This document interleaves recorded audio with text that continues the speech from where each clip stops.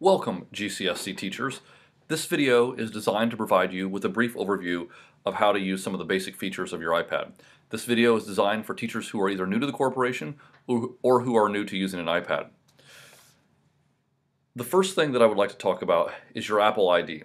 Before you use your iPad, you have to create and establish an Apple ID. Now, many of us in this day and age have iPhones that we use, and you may have an Apple ID that is associated with your personal iPhone. I would strongly discourage you from using your personal ID to associate with your school iPad. I'm a big advocate of keeping your school ID and your personal ID separate. That is entirely your choice. That's just my own personal belief and view. When you set your iPad up, if you chose to use your personal Apple ID, you would change that by simply tapping on the settings option here in the middle of your iPad. And then on the left side, you would find the iTunes and App Store. And notice my Apple ID there is associated with my school email address, not my personal email address. Also, I have the same thing with iCloud. I would want to make sure that I am signed in with my school email address that I've created my Apple ID for and not my personal Apple ID. Again, that is entirely your decision. There are a couple of benefits of doing it with your personal Apple ID, namely that any apps you've purchased appear on your school iPad. There are obviously problems with that as well because pictures and text and things that people send you can show up on your school iPad as well, and many people do not want that occurring. As I said earlier, I'm supportive and a fan of keeping those two separate. Once you've established your Apple ID and you've logged in with the correct Apple ID, there are many other things to explore in the settings here. One of those is Wi-Fi. And if you click on Wi-Fi, you will notice that I am connected to the GCSC Wi-Fi, and I would encourage you to connect to that Wi-Fi over the guest Wi-Fi. Generally, I find the GCSC Wi-Fi to be stronger. Notice that it is green, it is turned on. A problem some people have had is that they have connected to the Wi-Fi and then they are unable to do anything else. You have to make sure that you have authenticated once you've connected to the Wi-Fi. And the way you do that is simply by opening your browser. It may be Chrome or it may be Safari. If you've not used the Apple iPad very much, it's probably going to be Safari, but I'm going to go ahead and use Chrome. And when I open Chrome, notice that I have this screen right here, and I am going to need to authenticate. And by doing that, I have to enter my GCSC username and my password. And once I have entered those, I can hit go, and the same screen appears, and many people think that nothing has happened. The way I check to see if something has happened is I open a new tab, and I'm just going to type in the address of some website that I want to see if it's going to load. So just simple enough, I can go to Google, and if I can spell Google correctly, that would help also.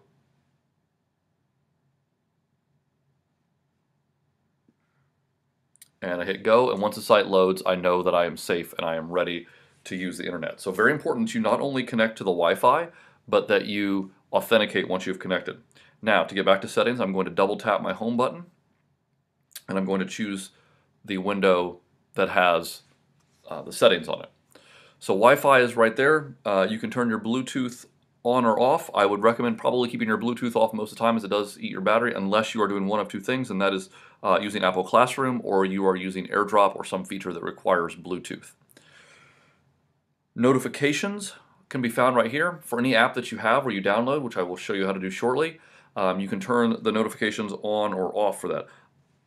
Again, this is a personal preference. I tend to like notifications off for virtually everything, perhaps other than messages and for email, but other than that, and calendar. Other than that, I typically like to have the notifications off. Especially those teachers at Ridpath and Deer Meadow, you may want to turn the notifications off on the student iPads, otherwise they're going to be popping up all the time. So just something you might want to think about there. That is entirely up to you, again, how you do that, but just a couple of suggestions there. Something you will be using quite a bit is the General tab here.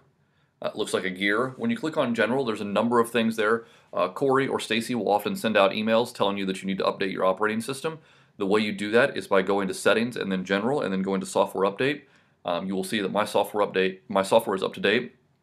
If it were not up to date, I would have a blue little circle right there that would say the that would say the number and the update number, and I would need to install that, and I would need to make sure I was connected to power, or I need to have over 50% of battery. Students also have this problem, and you will often need to guide the students through how to do their software update, especially at the middle school and high school. And TZ, where we don't push those updates necessarily automatically, students will need to do that, and they will need to make sure that they click those updates. At Ridpath and Deer Meadow, the teacher will probably need to go through and tap that update if it is not pushed automatically. Some other things in general, under settings in general, that you will need to know is accessibility. There are things here that can help students that have some sort of special need. There are things like speech to text, invert color, things that you can play around with here depending on those students who need those options. There's far too many for me to go into for this basic introductory video, but I'd be happy to help you one-on-one if you want to do that. But there are a number of speech options here. There are a number of visibility options. There are zooming options. All of those things come important for students with special needs. Something that you may need is guided access. We have used this for map testing and ISEP testing in the past, though Apple Classroom may take the place of that depending on how well it is working when testing time comes. But guided access allows you to lock students into one app or into one website and prevents the students from looking up answers to a test question. Very important to ensure the validity and reliability of the test. We had to have entered that information in the past. The testing coordinators in each building have more information on that, but you will definitely need to know how to find the guided access portion of the settings. Okay, once you have the basic settings established, and obviously there are a lot more here. Again, I can't talk about all these. I don't have time for that. But I'll be happy to help you out with any of those. If you want to adjust the sounds or the display or things like that on your iPad, you can do that. I'm going to double tap. I'm going to close that. I'm also going to close my Google Chrome browser. I'm going to go back to my main screen. When you get your iPad, there are a couple of different types of apps. There are native apps, which are those that come pre-installed on the app, or they're ones that GCSC has configured for you to have. Things like the reminders, the calendar, the photos, the camera, contacts, all of those are what we call native apps. Everything you see on this screen is a native app. Non-native apps are ones that we can download. You can see I have my non-native apps largely on this screen right here. When you want to download a non-native app, you have a couple of different options. The first place you should find is your app portal. The app portal is located on your iPad someplace because it has been pushed to you by GCSC technology. In the app portal, there are a number of apps which are free or for which GCSC has purchased a subscription. And all you have to do is simply tap on the app portal, open those, hit the download and install button.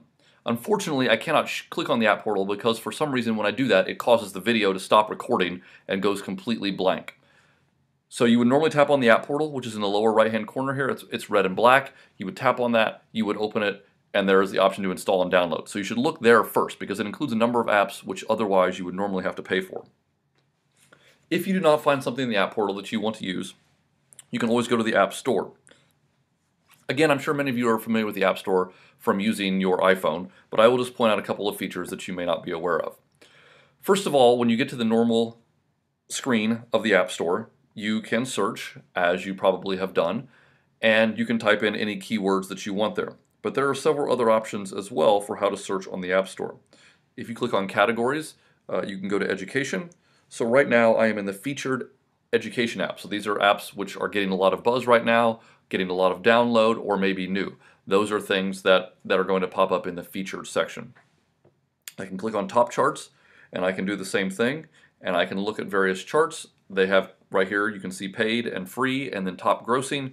I'm going to click on Categories. I'm going to go to Education again, and it's going to show me these are the all-time most popular apps that have been downloaded for education on the iPad. And you can see here, we can scroll through this list and we can look at them, and there are lots and lots of apps there that you can look at. Obviously, some apps are free, some apps cost money. If an app costs money, do not download it using your credit card information or an iTunes gift card, because GCSC will not reimburse you for that money. Any app that has a fee associated with it must go through an app request. There is a form on the website that you can fill out, or you can contact me if you are unsure of how to do that. However, that is the policy for purchasing apps. They must go through the proper channels in order to get those apps onto your iPad without you paying for them. We obviously encourage people to use free apps whenever possible. If you have a free app that you would like to use, you can download that yourself for your own computer. If you would like to have it pushed to an entire grade level, you can contact Corey or Stacy in a service ticket, and they will take care of that for you, and they will be happy to do that.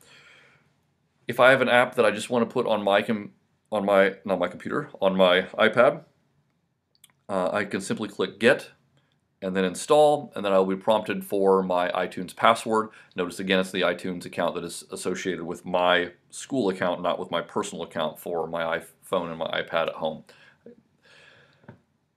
Okay, after you've started downloading lots of apps, you probably want to know how to organize them. And you can see here that I have several folders, and I have used those folders. Obviously, you can see here some of the science apps that I used from when I was teaching middle school science. But if you simply hold down an app, it will start to wiggle, and you can join it with another app, and it will create a folder. And Apple will automatically name that folder. You can rename that folder if something else if you would like. So if I want to call this Notes and Contacts, I could do that. And it is very easy to rename things and organize them. So if you wanted to have certain classes or periods or whatever, you could do that. Tap the home button and they are no longer wiggling and you can no longer move them around. The last thing I will cover is the swiping from the bottom option. If you have watched the How to Project Your iPad from the Apple TV, some of this will be a repeat. But there are a number of options you can change simply by swiping from the bottom of your iPad. You can turn on AirPlay, which there's a separate video that shows you how to do that so that you can play the contents of your iPad on your Apple TV in your classroom. You can turn off alarms and mute things. You can put on Do Not Disturb if you do not want to be disturbed. You can turn on the Bluetooth directly from here. One of the nice things is AirDrop. If you turn this on, you can share files with other teachers. We do not recommend that you do this with students, but sometimes it does come in handy if a student needs to send you a file. Every once in a while, it becomes very inconvenient, inefficient when you have 20 or 30 students trying to do that. But if you have 1 or 2 students who have a problem submitting a file or something like that and they need to turn into you, they can certainly do that. There are options to set a timer over here. There are also options to swipe from the bottom again. There are also options to go directly to the camera. So you have a lot of options available to you in this bottom screen that you can change simply by going there and not necessarily worrying about going to settings or going to someplace else on your iPad to find that out. Hopefully this brief introduction helped you. Obviously there's no way in a short 8 to 10 minute video that I can cover all the things that are essential for using the iPad, but that's why I'm here to help you out with those questions. So please let me know what I can do for you, and if you have any questions, let me know. Otherwise, have a great day, and I look forward to working with you and your iPad in the near future.